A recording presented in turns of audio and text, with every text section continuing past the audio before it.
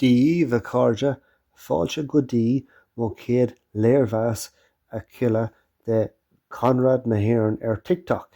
Is féidir libh mo léirmheasanna a léamh ar Reddit freisin. Ar an 28 ó Feabhra, chuaigh mé go Wexford chun cluiche in éadáin Bray a feiceáil.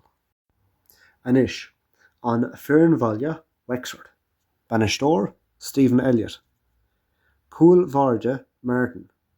Chosantóirí Crawford McCord Dunn agus Harnett. Imreoir Lárna Park. Babhta, Kelly, Larkin agus Larkin. Tosaigh Dobbs agus Rowe.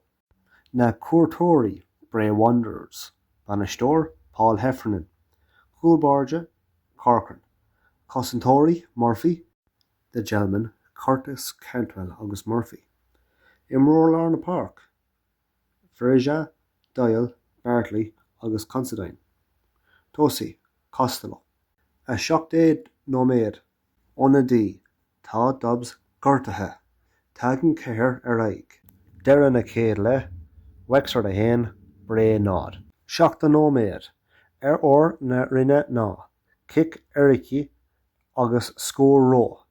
Gaeilge Bray 3 puintes I 3 cluiche leis an réaltóir seo. Sa dara le, is bra leis an réaltóir carta buí. 7 san Ilóm. Tá Fearn óg ag Bray.